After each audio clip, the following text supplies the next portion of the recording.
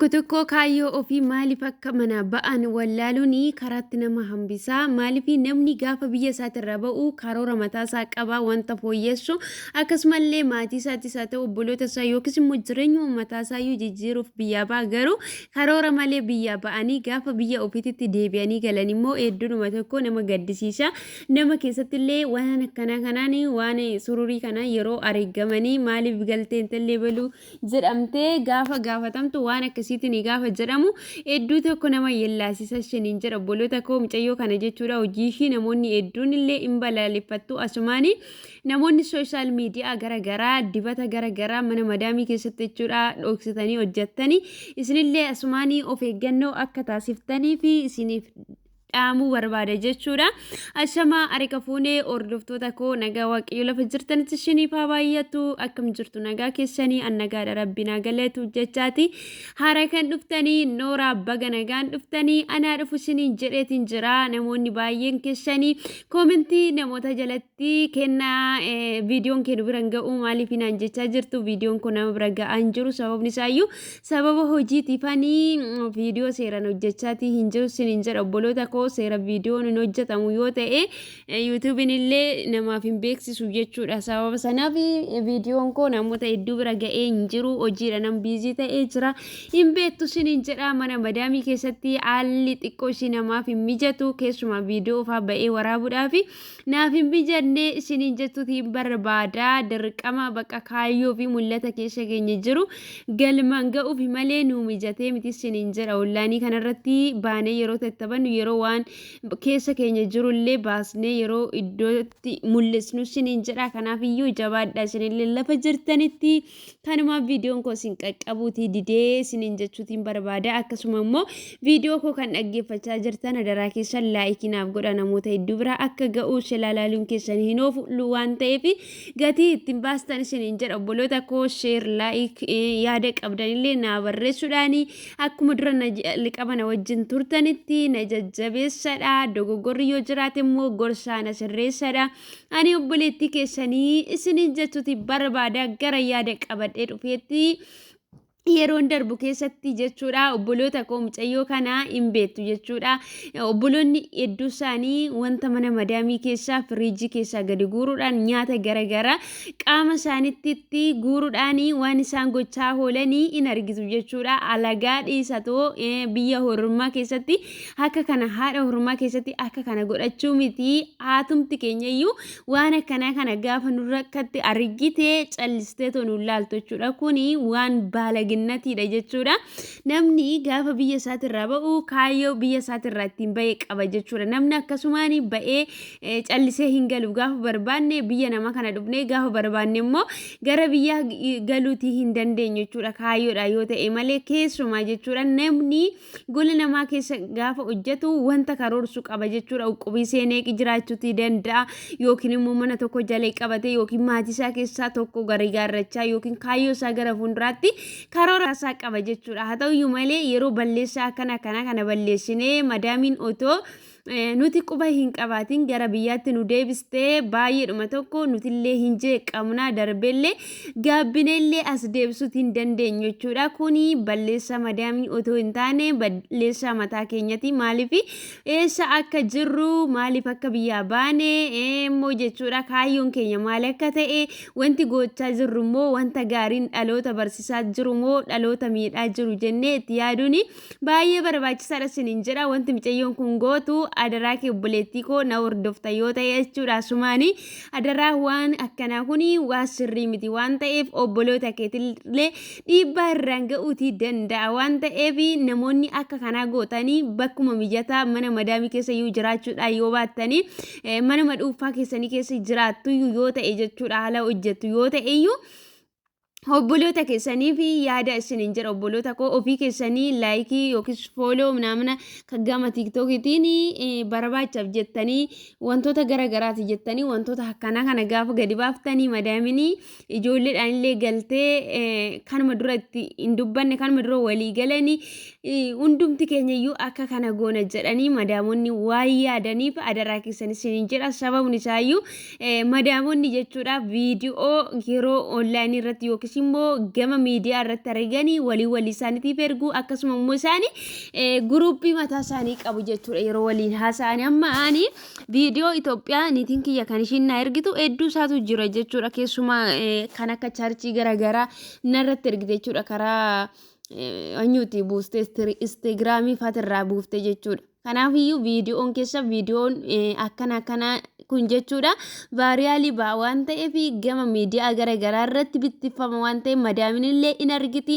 Kanaafiyyuu madaamin immoo gaafa argan madaamonni galanii ijoolleen keenya hundumtiyyuu dhalattoonni Itoophiyaa kan ta'ani wantootuma ammeenya kana waan hojjetan itti fakkaata siniin jedha obboloota koo. Micayyoon kun akkuma argaa jirtanii gara biyyaatti jechuudha madaamin tikkeetti kuttee guyyaa 2 keessatti gara biyyaa akka ishiin galchite viidiyoo kana ilaaltee kan ishiin dubbachaa jirtu jechuudha. Kan dubbachaa jirus immoo micayyoodhuma kana nama biraa miti jechuudha. Kanaafiyyuu madaamin akka kanatti argitee balleessaan qabdu kun waan baay'ee nama jibbisiisudha. Darbees immoo akkuma waaqni arguttiyyuu uumadhumti keenyayyuu nutti gammadu jechuudha. Minaafuune yeroo kana keessatti hundumti keessaniyyuu hin beektu biyya harabaa keessatti ho'aadha waan ta'eef qaamni keenyallee baay'ee tokko nutti ho'aa qaamni keenya hin dafqaa nama hojii hojjetu waan taaneef nyaata kana fuunee gaafa as keessa keenyu dafqa keenya illee baduu danda'a. Nyaanni nuti qaamni keenya itti dafqullee qaamni keenya kan dafqee to'ii alatti baasu dhukkuba garaagaraa nu keessaa fuudhee baasa jechuudha. Kanaafiyyuu qaama kana keessa baafnee nyaata kanallee nyaachuun xiqqoo ishii namatti hin tolu. Akkuma kana immoo obboleeta koo isiniifillee gaarii miti jechuudha warroonni waan akkanaa kana hojjettanii alarjikii garaagaraallee isinitti ta'uutii danda'a qaama keessanitti. Fakkeenya micayyoon kun kirororsiifaate jechuudha kan ishiin baatte kirororsiifte aannan fakkaata garuu kan ishiin baatte akkana taatu. Kanaafiyyuu wantoota akka kanaa dhiisadha kaayyoo keessan irratti xiyyeeffadhaadha. Madaamin nuun argitu jettanii miidiyaa keessan jalaa isaan bilookii gootanii waan akkana kana hin dalagina. Yoo isaan hin argan ta'eyyuu rabbi isin argasin hin jedha. Nyaata isin akkana gootan kana mana madaamii keessatti akkasuma immoo iddoo garaagaraa namoonni nyaachuudhaaf dhabanii tooyii imimmaa isaanii dhangalaasanii qoonqoo isaanii garaa isaanii maratanii jechuudha hidhatanii kan jiraatantu jira. Kanaafiyyuu karaa uumaa keenyallee kun cubbuu guddaadha waan ta'eef namni nun argu jennee waan ammeenyaa akkanaa kana hojiirraa hari'amuu qofa otoo hin taane boruu keenya irratti dhiibbaa fidaan namni miidiyaa kanarratti illee nu ilaalaa oola. Wanti nuti miidiyaa kanarratti goonu namootuma lafarratti nu beekanillee maatiin keenyallee hiriyoonni keenyallee nu ilaalanii gatii keenya gadi buusuutii danda'u isiniin jira. Kanaaf wantoota akka kanarraa of eeggadhaa isiniin jechuutii barbaada. Ittaasee immoo jechuudha obboloonni koo gama yuutuubiitiinis haa ta'u miidiyaa garaagaraa irratti jechuudha wantoota dibata fuulatti dibatan akkasuma immoo wantoota rifeensatti dibatan unqulaalii muuzii wantoota garaagaraa bakka mana madaamii keessaa laabanii wantoota garaagaraa fuutanii kan hojjettan rifeensa keessan isiniif dheeressaa rifeensa keessan akka kana godha jettanii fedha madaamitiin haala jechuudha fuutanii miidiyaa keessan irratti hin baasina. Guyyaa tokko isin madaamii dhoksitanii miidiyaa keessan irratti baastu taana guyyaa tokko isin irratti mul'achuutii danda'a waan ta'eef gaafa sanaa dhiibbaa isin irraan ga'uutii danda'u otoo isin quba hin qabaatiin gara biyya keessanii isin galchuu danda'u. Akkasuma immoo jechuudha madaamumti duraan gaarii isiniif taatee jirtu dalliga isinitti galuutii dandeessi amala isinitti jijjiirrachuu sirriillee rukutuu danda'u obboloota koo. Kanaafiyyuu jechuudha miidiyaa keessan irratti illee wanta madaamsiniin eeyyamune isa dhoksitanii jechuudha rakkinaaf itti fayyadamta fuutanii miidiyaa keessan irratti hin baasina. Fakkeenyaaf ani nas sodaadha jechuudha dhugaa dubbachuudha baay'ee onlaayinii kanarratti baasuu jechuudha wantoota mana keessa isaan hanga barbaada yoo si jaalataniyyuu waan ati nyaattu in nyaatta akka daa'ima isaaniitti iyyuu yoo si ilaalaniyyuu baay'ee yoo si jaalataniyyuu namoonni hundi meeshaa isaanii mana isaanii akka onlaayinii irratti baasnu hin barbaadan jechuudha. Amma manuma kana keessa taa'ee viidiyoo waraabuyyuu baay'ee tokko sodaachatin jechuudha kana maxxansu. Kanaafiyyuu of eeggannoo taasisuun baay'ee barbaachisaadha isiniin jedha obboloota koo. Of eeggadhaa adaraa keessanii meeshaa mana madaamii keessatti fayyadamtan onlaayinii irratti hin baasinaa waanuma biraa hojjedhaadha yoo madaamiin keessan kan isiniif hin eeyyamne fedha ishiitiin haala yoo ta'e jechuudha hin jaalata waan ta'eef kanaafiyyuu akka sana godhaadha. Karaarra rafanii waaqatu na eega yoo jedhanii bineensi nama nyaataa jedha Oromoon gaafa mammaaku. Kana Kanaafiyyuu adaraa keessan of eeggannoo taasisaadha. Namatu nu miidhee madaamit akkas nu godheerra nuti kophaatti maal gochaa akka jirru of eeggachuun baay'ee barbaachisaadha. Akkasuma immoo waaqayyo lafa jirtanitti obsa isiniif haa kennu. Jabaadhaa, hojjedhaa. Obboloonni rakkina garaa keessa jirtanii isiniin jedha. Namoonni waan hamaa kana immoo hojjettanii raawwattan guyyaa irranii adaraa keessan adaraa namummaa dhiisadha. Ijoolleen keenya mana namaa keessatti sababa keessaniin rakkachaa jirti waan ta'eef isiniin jedha obboloota koo. Yaadni koo yaada dogoggoraa yoo ta'e na of kalchaa isiniin jecha yaadni qabu kanuma viidiyoo micayyoo kana gara dhumaatti ilaalaa jechuudha. Dhimma galuu ishiit irratti kan ishiin dubbatte jechuudha. ጋይስ ባለፈው በሰራው ቪዲዮ ይሄው እኔ ተባረረ ወደ አገር ቤት እየገባው ነው። ፕሊስ መዳም ቤት የሚሰሩ ልጆች እንደኔ አይነት እኔ የሰራው ቪዲዮ አቃሉ ነው ብዙዋኖችን እንዳስቆጣ ብዙዋኖችን እንዳስከፋ ይሄው እኔ ማላቃ ያይታ በአንድ ቀን ውስጥ ቲኬት ያመጣችልኝ ሂጂ ያለች ነው። እዚህ ለራሱ ቪዲዮ እንዲቀዳ ለራሱ ጊዜ ያሰደችኝ በጣም ቸክያለሁ። እንደምታውቁ አልተስተካከልኩም። ምንም አትስረቁ እኔ ሰራሁት ለቀልድ ነበር። ተበቹ ዳፍቆስ ዳፍቱሬ ግን አይደለም እሷ አይታ እንደዚህ ነው የምታረገው ወይ ማለት እኔ አልመሰለኝም።